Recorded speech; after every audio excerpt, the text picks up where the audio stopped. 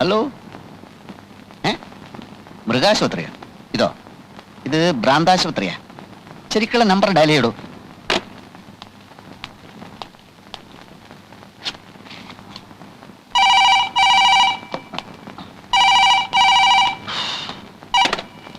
Hello, മൃഗാശുപത്രിയാ? അതെ, മൃഗാശുപത്രിയാണ്. എന്ത് വേണം? ഞാൻ ആരാണെന്നോ?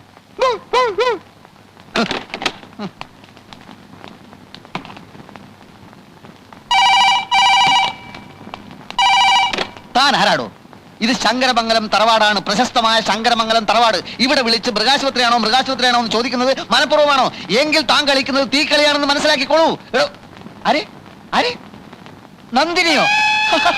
അയ്യോ നന്ദിനി, ഇത് ദേവേട്ടനാണ്, ദേവേട്ടനാണ്.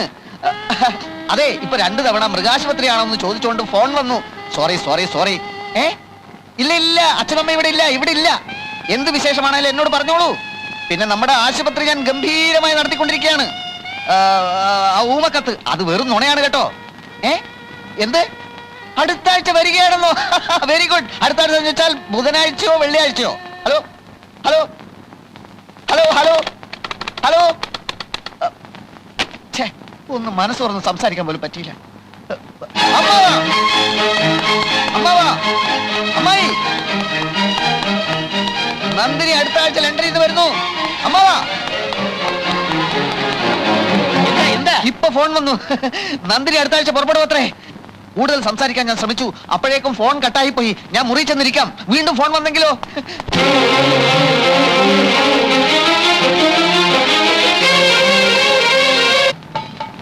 ഇനി ഇവിടെ ചോറും കറിയും വെക്കുന്നത് എങ്ങനെയാണെന്ന് എനിക്ക് കാണണം. ഭദ്രകാളി, സ്വന്തം ഭർത്താവ് പട്ടിണി കിടന്ന് ചാവണമെന്ന് അവളുടെ ആശ. അല്ലടി, നിന്നെ കൊന്നിട്ട് ഞാനും ചാവുള്ളൂ. അടി ഭദ്രകാളി, ഇറങ്ങി വാടി. എന്താടി നോക്കുന്നത്? കരണം പോലീസും നീയും തമ്മിലുള്ള ഇടപാട് നാട്ടിൽ മുഴുവൻ പാട്ടായി നാറി കിടക്കുമ്പോഴാണ് ഞാൻ വന്നത്. പോലീസ് മുങ്ങിയപ്പോ ഒരുത്തരും കിട്ടിയില്ല നിന്നെ കെട്ടാൻ. ഞാൻ കെട്ടി. അതാണടി എന്റെ ആത്മാർത്ഥത. ആ എന്നെ നിനക്കിപ്പം വരില്ല. എനിക്ക് മാത്രം ഇവിടെ ചോറില്ല. അല്ലടി, എന്താ കണ്ടൂടെ ചട്ടി? പഴയതിൽ ഇനി ഇതും കൂടി ബാക്കിയുള്ളൂ. ഇതും കൂടി ഒന്ന് ഉടച്ചു തന്നായിരുന്നെങ്കിൽ എനിക്ക് പോയി പുതിയത് വാങ്ങിക്കായിരുന്നു. പിന്നെ അത് ഉടച്ചു തുടങ്ങാം. ഉടക്കാനാ പറഞ്ഞത്. തൊട്ട് പോരു തന്നെ. ഈ കയ്യേം വിട്ടു. കള്ളു കുടിക്കാൻ കാശ് വന്ന് ചോദിച്ചപ്പോ ഞാൻ പറഞ്ഞില്ലേ ഇത് അരി വാങ്ങിക്കാനുള്ള കാശാണ്, ഇത് തരില്ലെന്ന്. അപ്പ പറഞ്ഞ് എനിക്ക് ചോറ് വേണ്ട, കള്ളു മതിയെന്ന്. കള്ളു കുടിച്ചു കഴിഞ്ഞപ്പോ ചോറ് വേണമെന്ന്. ഇവിടെ ചോറില്ല, ഇല്ല ഇല്ല. ഇനി ഇവിടെ കിടന്ന് ഒച്ചയും വേളം ഉണ്ടാക്കിയാലുണ്ടല്ലോ, എന്റെ സ്വഭാവം അറിയാലോ. കരണം പോലീസുമായിട്ട് എനിക്ക് ബന്ധം ഉണ്ടായിരുന്നെങ്കിലേ പിന്നെ എന്തിനാ ഇയാളെന്നെ കെട്ടിയത്? നിന്റെ തന്ത എനിക്ക് കാശ് തന്നിട്ട്.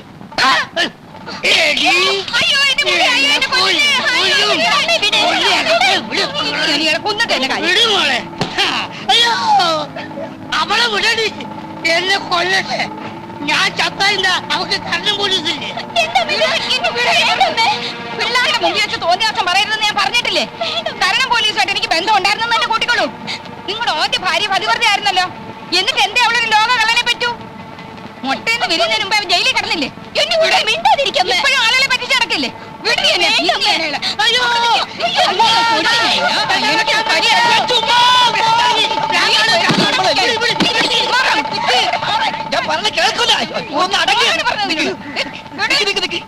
എത്ര കലം പൊട്ടിച്ചു പറ. എനിക്ക് ചോറ് തന്നില്ല. ചോറ് വേണ്ട, ആ അരിയുടെ കാശിന് കള്ളു മതി എന്ന് ചേട്ടൻ പറഞ്ഞാണ്. അതന്നെയല്ലേ സംഭവം? ഇന്നെങ്കിലും വല്ല പുതുമ ഉണ്ടാവും ഞാൻ വിചാരിച്ചു. ഉണ്ടായില്ല. കലത്തിന്റെ കാശ് വേണം, അത്രയേ ഉള്ളൂ. ഞാൻ തന്നേക്കാം. അയ്യോ, പ്രശ്നം തീർന്നല്ലോ, തീർന്നല്ലോ. ഈ രൂപ രാജഗോപാൽ എന്റെ പേർക്ക് മണി ഓർഡർ അയച്ചതാ നിങ്ങൾക്ക് തരാൻ. ആണോ? എങ്കിൽ എനിക്കിതായ്മുട്ടി. ഇവളിപ്പോ അവനെ തെറി പറഞ്ഞിട്ടുള്ളൂ. എങ്ങനെ പറയാതിരിക്കും? അവന്റെ ഈ പെമ്പിള്ളാരുടെ തള്ള രണ്ടാണെങ്കിലും തന്ത നിങ്ങൾ തന്നെയല്ലേ. പെങ്ങന്മാർക്ക് ചെലവിന് കൊടുക്കേണ്ടത് ആങ്ങളയുടെ കടമയാ, ഇല്ലേ അയ്മുട്ടി? അതെ അതെ അതെ. കൊല്ലി ഞാൻ. എന്താടി നോക്കിയിരിക്കുന്നു? കേൾപ്പടി. കാഴ്ച കാണാൻ വന്ന് നിൽക്കുന്നു. ഈ പണം അവൻ എന്റെ പേർക്ക് അയക്കാൻ എന്താ കാരണം? എന്താ ഇവിടുത്തെ മേൽവിലാസം അറിഞ്ഞൂടെ? എന്തോ എനിക്കറിഞ്ഞൂടാ. അവൻ എവിടെയാ ഉള്ളത്? ആരെയാ ഇപ്പൊ അവൻ പറ്റിച്ചോണ്ടിരിക്കുന്നത്? എനിക്കൊന്നും അറിഞ്ഞൂടാ എന്റെ പടച്ചോനെ. നീ അവനെ കണ്ടു, ഈ പണം നിന്റെ കയ്യിൽ അവൻ നേരിട്ട് തന്നാന്ന് ഞാൻ പറയും. അല്ലെന്ന് ഞാൻ പറയുന്നു. ശരി ശരി, അല്ലെങ്കിൽ മോനെ ഒരു 50 രൂപ എനിക്ക് താടാ. 50 രൂപ പോയിട്ട് 10ന്റെ പൈസ എന്റെ കയ്യിലില്ല. ഇല്ലെങ്കിൽ വേണ്ട, വാ നമുക്ക് ചായ കുടിച്ചിട്ട് പോകാം. വേണ്ട, ഞാനിപ്പോ ചായ കുടിച്ചാണ്. എന്താണെടാ, ചായ കുടിക്കണ്ടെന്നാ? ഞാൻ ചായ കുടിച്ചാണെന്ന്. ആ ശരി, അത് അവിടെ ഒന്ന് കുടിച്ചു. ചേട്ടാ, ഞാനിപ്പോ കുടിച്ചാ. ഒരു ചായ. അയ്യോ, ചായ കുടിക്കാം. അവിടെയല്ലേ നമ്മുടെ ആ പടക്കേടാ. അതെ, വാതിലടിച്ച് കുറ്റിയിട്ടതാ. നിനക്കറിയാം അവൻ എവിടെയാ ഉള്ളത്. അവൻ കാശുണ്ടാക്കുന്നുണ്ടെന്നുള്ളതും എനിക്ക് മനസ്സിലായി. അവനെ കാണിച്ചു തരാതെ നിന്നെ ഇവിടുന്ന് പുറത്തു വിടുന്ന പ്രശ്നമല്ല. ആയിമുട്ടി പറ്റി അവനെ കേടാ. എനിക്ക് ആ അഡ്വാൻസ് കിട്ടിയ വളരെ നന്നായിരുന്നു. പറഞ്ഞിരുന്ന സമയം കഴിഞ്ഞിരിക്കുക. അതെ ഡോക്ടറെ, ഞാനേ വളരെ പ്രധാനപ്പെട്ട ഒരു കാര്യം പറയാനാ വന്നത്. അഡ്വാൻസ് അഡ്വാൻസ് എന്തിനാ? ഞാൻ ഈ ആശുപത്രി എന്നെ എഴുതി അങ്ങോട്ട് തരുമല്ലോ. ആശുപത്രി കിട്ടിയിട്ട് എനിക്ക് എന്താ കാര്യം? അതെ, അതെന്താണെന്ന് വെച്ചാൽ ഞാൻ പറഞ്ഞുതരാമെന്നേ. ഡോക്ടർക്ക് ഇപ്പൊ ഈ നാട്ടിൽ എന്താ പേരെന്ന് അറിയുവോ? എന്റെ മോൾ ഒരു ദിവസം ലണ്ടനിൽ നിന്ന് ഫോൺ ചെയ്ത് ചോദിക്കുക, അച്ഛാ നമ്മുടെ ആശുപത്രി മിടുക്കനും സുന്ദരമായ ഡോക്ടർ എത്തിയെന്ന് കേട്ടത് ശരിയാണോ എന്ന്. ഞാൻ പറഞ്ഞു ശരിയാണെന്ന്. അവക്ക് ഭയങ്കര സന്തോഷമായി പോയി. അതായത് ഡോക്ടറിന്റെ പേര് ലണ്ടൻ വരെ എത്തിയിരിക്കുന്നു. ആരോ ഇവിടുന്ന് ഊമക്കത്തെഴുതി അറിയിച്ചതാവും. ഇനിയും കുറച്ചു കാലം കൂടി ഞാനിവിടെ നിൽക്കേണ്ടി വന്നാൽ ലണ്ടൻ മാത്രമല്ല ലോകം മുഴുവൻ ഞാൻ അറിയപ്പെടും. അതാണ് എന്റെ അവസ്ഥ. അറിയപ്പെടണം. അതിൽ ഏറ്റവും കൂടുതൽ സന്തോഷിക്കുന്നത് ഞാനായിരിക്കും. എന്റെ മോള് ലണ്ടനിൽ എന്ത് ചെയ്യുന്നു എന്ന് ഡോക്ടർ ചോദിച്ചില്ല. മകൾ അവിടെ എന്തൊക്കെ ചെയ്തു കൂട്ടുന്നു എന്ന് ഇവിടെ ഇരുന്നുകൊണ്ട് നിങ്ങൾക്ക് പറയാൻ പറ്റില്ലല്ലോ. അതുകൊണ്ട് ചോദിച്ചില്ലെന്നേ ഉള്ളൂ. അവൾ അവിടെ FRCS പഠിക്കുകയാണ്. വളരെ സന്തോഷം. ഞാനൊരു ശുദ്ധ മനസ്കനാണേ. ഞാൻ അതിലും ശുദ്ധ മനസ്കനാ. അല്ല, അതെനിക്കറിയാം. അതുകൊണ്ട് തന്നെ നമ്മൾ തമ്മിൽ വളച്ചുകെട്ടി സംസാരത്തിന്റെ ആവശ്യമില്ല. ഡോക്ടർ എന്റെ മരുമോനായി കാണാൻ ഞാൻ ആഗ്രഹിക്കുന്നു. എനിക്കാകെ ഒരു മകളേ ഉള്ളൂ. അവളെ സുരക്ഷിതമായ കയ്യിലേൽപ്പിച്ചാൽ. എന്റെ കൈ വളരെ സുരക്ഷിതമായ കൈയാണ്. പക്ഷേ ഒരു പക്ഷമില്ല ഡോക്ടർ, ഞാൻ തീരുമാനിച്ചു കഴിഞ്ഞു. എനിക്ക് ആ അഡ്വാൻസ് പെട്ടെന്ന് കിട്ടിയിരുന്നെങ്കിൽ. ഇല്ല, ഇനി നമ്മൾ തമ്മിൽ അഡ്വാൻസും ഇല്ല, ശമ്പളവും ഇല്ല. എന്റെ മോളെയും അതോടൊപ്പം ഈ ആശുപത്രിയും കൂടി അങ്ങോട്ട് ഏൽപ്പിക്കുക. അതല്ല, ഒന്നും പറയണ്ട, ഒന്നും പറയണ്ട, ഒന്നും പറയാൻ ഞാൻ സമ്മതിക്കത്തില്ല. ഒന്നും പറയണ്ട. ഭഗവാനെ, ഒടുവിൽ അഡ്വാൻസും ഇല്ലാണ്ടായോ? ഡോക്ടർ, എന്താണോ? ഡോക്ടർ അച്ഛനും അമ്മയും വന്നിരിക്കുന്നു. ഡോക്ടറിന്റെ അച്ഛനും. നോക്കെത്താ ദൂരം വരെയായിരുന്നു പാടം. പിന്നെ തെങ്ങുന്തോപ്പ്, റബ്ബർ, ചുക്ക്, കുരുമുളക്, ഏലം ഇതെല്ലാം വിറ്റിട്ടാണ് ഇവനെ പഠിപ്പിച്ചത്. കോഴിക്കോട് പഠിച്ചു കഴിഞ്ഞപ്പോ അവൻ പറഞ്ഞ് എറണാകുളത്ത് പഠിക്കണം, പിന്നെ പറഞ്ഞ് തൃശ്ശൂര് പഠിക്കണം, പിന്നെ കണ്ണൂര്, കോട്ടയം, കാഞ്ഞിരപ്പള്ളി, അങ്ങനെ കാസർഗോഡ് തൊട്ട് കന്യാകുമാരി വരെയുള്ള സ്ഥലത്ത് ഞങ്ങൾ അവനെ പഠിപ്പിച്ചു. ഇതും കഴിഞ്ഞപ്പോ പറയാണ് എന്തോ ഒരു പാല്, എന്ത് പാല്? മണിപ്പാല്, മണിപ്പാല്. ഞാൻ പറഞ്ഞോളാം, എനിക്കറിയാം, ഇടയ്ക്ക് കയറി പറയരുത്. എന്താണ്? മണിപ്പാലി പഠിക്കണം. ആ സമയത്താണ് നമ്മൾ ആ റബ്ബർ എസ്റ്റേറ്റ് വിറ്റത്. 27 ഏക്കറല്ല, അമരാവതിയിലുള്ള 30 ഏക്കർ. ആര് നോക്കണം എവിടേക്കാ കിടക്കണമെന്ന്? എന്ത് വിറ്റാലെന്താ? ഒന്നും പാഴായി പോയിട്ടില്ലല്ലോ. റബ്ബറും തെങ്ങും ഒക്കെ ഇനി ഇഷ്ടം പോലെ വാങ്ങിക്കാമല്ലോ. എല്ലാരും ഉണ്ടല്ലോ. മോനെ, മമ്മി എന്തൊക്കെയുണ്ട് വിശേഷം? ഡാഡി എവിടെ? ഡാഡി അങ്ങ് ഒത്തിരി ക്ഷീണിച്ചു പോയല്ലോ. ആളെ കണ്ടിട്ട് മനസ്സിലായില്ല. സുമേ, ലതേ, അയ്മുട്ടി. ഞങ്ങളെയൊന്നും ഓർക്കുന്നില്ല. ഒരു എഴുത്തുമില്ല, ഒരു ഫോൺ പോലും ചെയ്യാറുമില്ല. ഡോക്ടർക്ക് എവിടാ ഇതിനൊക്കെ സമയം? മമ്മി, ഡാഡി, ഇത് ആശുപത്രി ഓണർ കുമാരൻ തമ്പി. മാധവൻ തമ്പി. ഓ, മാധവൻ തമ്പി. ഞങ്ങൾ വേണ്ടതുപോലെ പരിചയപ്പെട്ടു. ഡോക്ടർ ഡ്യൂട്ടിയിലല്ലേ? ഇവരുടെ കാര്യം ഞാൻ നോക്കിക്കോളാം. അത് വേണ്ട, അവർക്ക് പോകാൻ തിരക്ക് കാണും. തിരക്കില്ല, ഞങ്ങൾക്ക് ഒരു തിരക്കുമില്ല. അപ്പോഴോ? അയ്മുട്ടി, ഇറങ്ങാൻ നേരത്തെ കാറ് കേടായി. പിന്നെ ഞങ്ങൾ ലോറിയിൽ അല്ല ബസ്സിലാവുന്നത്. ഡോക്ടറെ, എല്ലാം ഒരു നിമിത്തമായിട്ടാ എനിക്ക് തോന്നുന്നത്. അല്ലെങ്കിൽ തന്നെ ഡാഡിയും മമ്മി ഇന്ന് ഇവിടെ എത്തിച്ചേരുവോ? വന്നാട്ടെ, ഞാൻ അവരെ വീട്ടിലേക്ക് കൊണ്ടുപോകാം. അത് വേണ്ട, ഒന്നും പറയണ്ട, ഒന്നും പറയണ്ട. വന്നാട്ടെ. നമുക്ക് വൈകിട്ട് കാണാം. അങ്ങോട്ട് കേറ്, കേറ്, വേഗം കേറ്. ഞാൻ പറഞ്ഞു. ചേച്ചി, മക്കളെ കയറി. മോനെ, നീ വേഗം വരണേ. Okay, sir. എന്നെ പിടിച്ചൊരു മുറിക്കകത്തിട്ട് പൂട്ടി. കഞ്ഞിവെള്ളം പോലും തന്നില്ല. ഒടുക്കം അലക്ക് കമ്പനിയിൽ നിന്ന് വാടക കൂടെ തുണി ഒപ്പിച്ചു. എനിക്ക് വേറെ നിവൃത്തി ഉണ്ടായില്ല രാജഗോപാല. സാരമില്ല, ഇന്നുകൊണ്ടെല്ലാം തീരുമല്ലോ.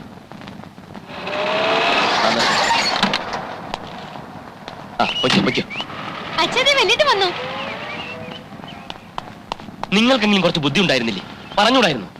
ഞാനിവിടെ നാട്ടുകാരെയും പോലീസിനെയും പേടിച്ച് കള്ളപ്പണിയാന്ന് അറിഞ്ഞിട്ടും അതിഥികളായിട്ട് വന്നിരിക്കുന്നു. മനുഷ്യനെ കൊലയ്ക്ക് കൊടുക്കാൻ ദ്രോഹികൾ. എല്ലാ കാര്യവും വല്യേട്ടൻ അറിയാവുന്നല്ലേ? മിണ്ടി പോകരുത്. മോനെ അവിടെ നിന്ന് ഇറങ്ങുമ്പോൾ ഞാൻ പറഞ്ഞാണല്ലോ എന്നെ അന്വേഷിക്കരുതെന്ന്. ഞാൻ നിങ്ങളുടെ ആരുമല്ല, ഇറങ്ങിപ്പോണം. 1 മാസത്തിനകം ദാമുവേട്ടൻ ഓഫീസിൽ നടത്തിയ തിരിമറി പിടിക്കപ്പെടും. മാലതി ഇടത്തി പറഞ്ഞെന്താണെന്നറിയോ? ദാമുവേട്ടൻ ആരുടെയും മുമ്പിൽ ഇന്നുവരെ തല കുനിച്ചിട്ടില്ല. പിടിക്കപ്പെടുന്നതിന് മുമ്പ് രൂപ ഏർപ്പാടാക്കിയില്ലെങ്കിൽ കൂട്ടമരണമേ നിവർത്തിയുള്ളൂ. ദാമുവേട്ടനും മാലതിയേട്ടത്തെയും 3 മക്കളും. അന്ന് രണ്ടും കൽപ്പിച്ചിറങ്ങിയതാ ഞാൻ. അപ്പൊ ഞങ്ങളൊന്നും നിന്റെ ആരുമല്ലേ രാജാ? അതൊന്നും ഇപ്പൊ എന്റെ തലയിലില്ല. അമ്മ മരിച്ചതിൽ പിന്നെ മാലതിയേട്ടത്തെയായിരുന്നു എന്റെ അമ്മ. അച്ഛൻ അന്നും കള്ളം കുടിച്ച് നടക്കുകയായിരുന്നു. അതിന്റെ ഇടയിൽ നിങ്ങളെ കെട്ടുകയും ചെയ്തു. ഭാര്യയുടെ അനിയനെ പഠിപ്പിക്കേണ്ട കാര്യമൊന്നും ദാമോട്ടൻ ഇല്ല. ഒടുവിൽ ഞാൻ കേസിൽപ്പെട്ട് ജയിലിലായപ്പം എന്നെ രക്ഷിക്കാൻ വേണ്ടിയാ ദാമോട്ടൻ പണം തിരിമറി നടത്തിയത്. ദാമു നിന്റെ ചേച്ചിയെ കെട്ടുന്നതിന് മുൻപ് നിന്നെ ആരാ പോറ്റിയത്? ആ കണക്കൊന്നും ഇപ്പൊ പറയണ്ട. ഞാൻ ലോക്കപ്പിലായിരുന്നപ്പം എന്റെ മകൻ കാരണം എന്റെ മാനം പോയി എന്ന് പറഞ്ഞുകൊണ്ട് കുടിക്കുന്ന കള്ളിന്റെ അളവ് കൂട്ടിയതല്ലാതെ അച്ഛൻ എനിക്ക് വേണ്ടി എന്ത് ചെയ്തു? എന്നെ വന്നൊന്ന് കാണാൻ പോലും കൂട്ടാക്കിയോ? ദണ്ണമുണ്ടച്ചാ, അതൊക്കെ ഓർക്കുമ്പോ എനിക്ക് നല്ല ദണ്ണമുണ്ട്. ആ പോട്ടെ, നമുക്ക് കഴിഞ്ഞൊക്കെ കഴിഞ്ഞു രാജാ. ഇപ്പോഴത്തെ കാര്യം സംസാരിക്കാം. എനിക്കൊന്നും സംസാരിക്കണ്ട. എല്ലാവരും എത്രയും വേഗം ഇവിടുന്ന് കാലിയാക്കണം, അത്രേ വേണ്ടു. അലക്ക് കമ്പനി തുണി എടുത്തോണ്ട് വന്നിരിക്കുക. എന്തൊക്കെ ആയാലും ഞാൻ നിന്റെ അച്ഛനല്ലാന്ന് നിനക്ക് പറയാൻ പറ്റുമോ? നിന്റെ എല്ലാ കാര്യങ്ങളും ഉത്തരവാദിത്തോടു കൂടി ചെയ്യാൻ എനിക്കല്ല മറ്റാർക്കട മോശം. എന്റെ എന്ത് കാര്യം? ആ അങ്ങനെ ചോദിക്ക്. ഞങ്ങളെല്ലാം സംസാരിച്ചു. നിന്റെ തമ്പി സാറിന്റെ മോളുടെയും കല്യാണം ഞങ്ങൾ അങ്ങോട്ട് ഉറപ്പിച്ചു.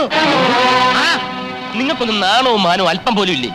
ലണ്ടനിൽ നിന്ന് FRCS പാസ്സായ ഒരു പെൺകുട്ടിയെ വ്യാജ ഡോക്ടറായ ഞാൻ കല്യാണം കഴിക്കാനോ? എന്താ നിങ്ങളുടെയൊക്കെ ധാരണ? അഡ്വാൻസ് എന്ന് പറഞ്ഞൊരു തുക കയ്യിൽ കിട്ടിയാൽ ആ നിമിഷം ഞാൻ ഇവിടെ സ്ഥലം വിടും, അറിയൂ? ഞാൻ എന്തൊക്കെയോ കണക്ക് കൂട്ടി. അങ്ങേര് തരുന്ന സ്ത്രീധന തുക കൊണ്ട് എന്റെ കൊച്ചുങ്ങൾക്കും ഒരു മേൽഗതി ഉണ്ടാവുമല്ലോ എന്ന് ആശിച്ചു. ഇതിനൊന്നും കൂട്ടു നിൽക്കാൻ എന്നെ കിട്ടില്ല. ശരിയാ രാജാ. ലതേ സുമേ നിന്റെ ആരുമല്ലല്ലോ. അവരെ പ്രസവിച്ച ഞാനായി പോയില്ലേ? അതൊന്നും പറയണ്ട. അങ്ങനെയൊന്നും ഞാൻ ചിന്തിച്ചിട്ടേ ഇല്ല. നീ ചിന്തിച്ചു. ആ ചിന്തിച്ചെങ്കിൽ ചിന്തിച്ച്. ഇപ്പൊ എന്താ വേണ്ടത്? ഏതായാലും നീ ഈ കള്ളവേഷം കെട്ടി എങ്കിൽ പിന്നെ അത് മുഴുവനായിട്ട് അങ്ങോട്ട് ആടിക്കൂടെ നിനക്ക്? ഈ സ്ത്രീധനത്തുക കിട്ടിയ മാലതിയുടെ പ്രശ്നവും നിന്റെ ഈ അനിയത്തിമാരുടെ പ്രശ്നം എല്ലാം അങ്ങോട്ട് പരിഹരിച്ചൂടെ രാജാ? സ്ത്രീധനത്തുക വാങ്ങിച്ച് ആരാ കെട്ടുന്നത്? അച്ഛനാണോ? ആ അവർക്ക് എന്നല്ലല്ലോ ആവശ്യം. ഇഷ്ടം പോലെ പണമുള്ള പാർട്ടീസ് അല്ലേ. എടോ കെട്ടുന്നില്ലെങ്കിൽ കെട്ടണ്ട. കെട്ടാന്ന് പറഞ്ഞാൽ കാശ് ഇങ്ങോട്ട് കൈക്കിലാക്കിയ അതിപ്പോ നീ ചെയ്യുന്നതിനേക്കാൾ വലിയ രക്ഷമല്ലല്ലോ. സത്യമായിട്ട് അച്ഛൻ എന്റെ അച്ഛൻ തന്നെ. അങ്ങനെ വല്ല മോഹവും മനസ്സിലുണ്ടെങ്കിൽ അതിപ്പോഴേ നുള്ളി കളഞ്ഞേക്ക്. ഏതായാലും ഞങ്ങൾ നാളെ നാട്ടിലേക്ക് പോവാ. അവിടെ ചെന്നിട്ട് പെമ്പിള്ളേരുടെ കല്യാണ കാര്യം നിശ്ചയിക്കും. നീ കല്യാണത്തിന് സമ്മതിച്ചേ പറ്റൂ. മടുത്തു വല്യേട്ടാ. ഭാര്യ നമ്മുടെ അച്ഛനും അമ്മയും ഒക്കെ തന്നെ. പക്ഷേ ഏത് രീതിയിലും പണം കിട്ടണമെന്നുള്ള ചിന്തയെ അവർക്കുള്ളൂ. എന്തായാലും വല്യേട്ടൻ ഞങ്ങൾക്ക് വേണ്ടി ഒരു തെറ്റും ചെയ്യണ്ട. എന്തും അനുഭവിക്കാൻ ഞങ്ങൾ തയ്യാറാണ്. വേണ്ട, എല്ലാവരും എന്റെ നെഞ്ചിൽ ചവിട്ടി രക്ഷപ്പെട്ടുള്ളൂ. ഇനി FRCSകാരുടെ ഭർത്താവുക. ഭഗവാനെ, ഇതെവിടെ ചെന്ന് അവസാനിക്കും?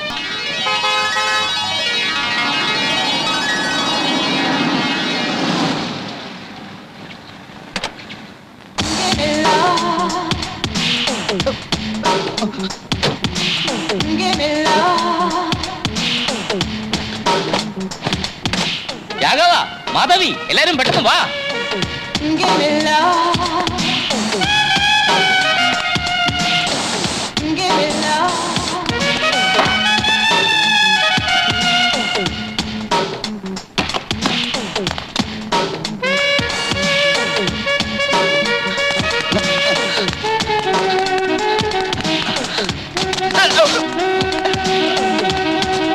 Hi Nandini. Hello ദേവേട്ടൻ.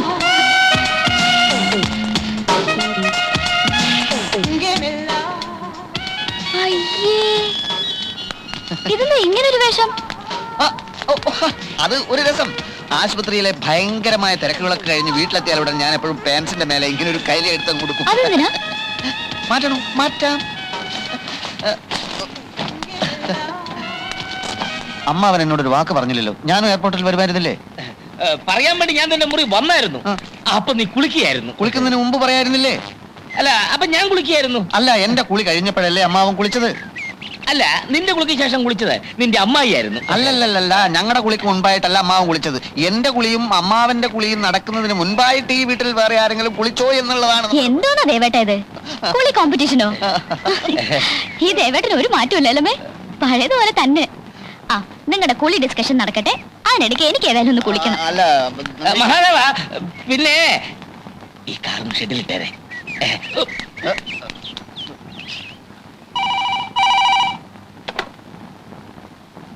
Yes, doctor Rajagopal here.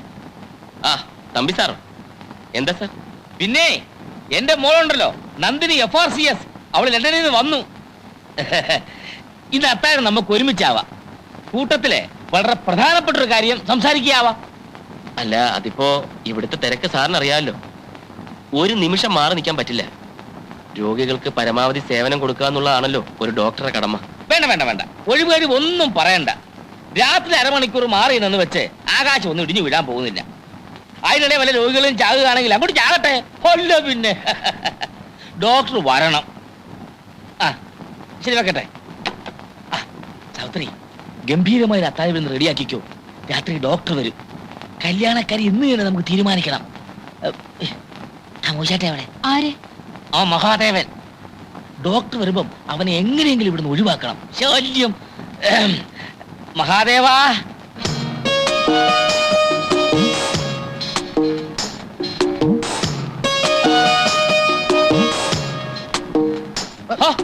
നീ ഇവിടെ വന്ന് നിൽക്കുകയാണ്. അമ്മാവൻ പൊയ്ക്കോ അമ്മാവൻ പൊയ്ക്കോ. നന്ദിനി ഇപ്പൊ വരും. എല്ലാ കാര്യങ്ങളും സംസാരിക്കണം. പോകൂ. പിന്നെ കുളി കഴിഞ്ഞ് ഗാർഡനിൽ വരാമെന്ന് ഏറ്റിട്ടുണ്ട്. ആണോ? അതെ. അപ്പൊ ഞാൻ വന്ന് എത്ര നന്നായി. എന്താ അമ്മാവ? ഇപ്പൊ നീ സംസാരിച്ചാൽ ആകെ കുളമാകും മഹാദേവ. ഇന്നലെ നിന്നെ പുകഴ്ത്തി ഞാൻ ഒരുപാട് സംസാരിച്ചു നോക്കി, ഫലം ഉണ്ടായില്ല. ഒരു കാര്യം ചെയ്യും, നീ ഇപ്പൊ തന്നെ സ്ഥലം വിട്ടു. എന്തിന്? പട്ടണത്തിൽ പോയി ഒരു സിനിമ കണ്ടേച്ചു വാ. ഒരു പുതിയ ഹിന്ദി സിനിമ കളിക്കുന്നുണ്ടല്ലോ, ദീവാലി ചാവാലി ദിൽബലീഹും. ദുൽഹനിയ ലേ ജായേംഗെ, അതാണ്? അത് തന്നെ. അതിന്റെ കഥ അറിയോ നിനക്ക്? അറിയില്ല. ആ, ഇതാ അതിന്റെ കുഴപ്പം. അതിന്റെ കഥ ഞാൻ പത്രത്തിൽ വായിച്ചതാ. ഓഹോ. നന്ദിനെ പോലെ ലണ്ടനിൽ പഠിച്ച നായിക, അവളെ വശത്താക്കാൻ 18 അടവും പ്രയോഗിക്കുന്ന നായകൻ. അതിൽ 18 പഠിക്കണമെന്നൊന്നുമില്ല. ഒരു 4-5 അടവെങ്കിലും പഠിക്കാതെ ഇനി നീ അതിനോട് സംസാരിക്കണ്ട. അത് അപകടമാ. അച്ഛനിൽ സിനിമ കണ്ടേച്ചുവാ. അത് എങ്കിൽ ഞാൻ നന്ദിനിയെ കൂടി വിളിക്കാം. ഞങ്ങൾ ഒരുമിച്ചൊരു സിനിമ കണ്ടിട്ട് ഒരുപാട് നാളായി അമ്മാവ. എന്താ മഹാദേവ നീ ഇങ്ങനെ വിവരക്കേട് സംസാരിക്കുന്നത്? അവൾ ആ സിനിമ കണ്ടാൽ നീ പ്രയോഗിക്കുന്ന അടവെല്ലാം സിനിമയെന്ന് കണ്ടുപഠിച്ചാണെന്ന് അവക്ക് മനസ്സിലാവില്ലേ? ഓ, കറക്റ്റ്. വിട്ടോ, സ്ഥലം വിട്ടോ. രൂപ എന്റെ കയ്യിലുണ്ട്. പിന്നെ ഇത് ഞാൻ തന്നതാണെന്ന് പറഞ്ഞിട്ട് അമ്മാവന് നന്ദിനിക്ക് കൊടുക്കണം. ഇത് നന്ദിനിക്ക് ഞാൻ കൊടുക്കണം. കൊടുക്കാം. ഓ,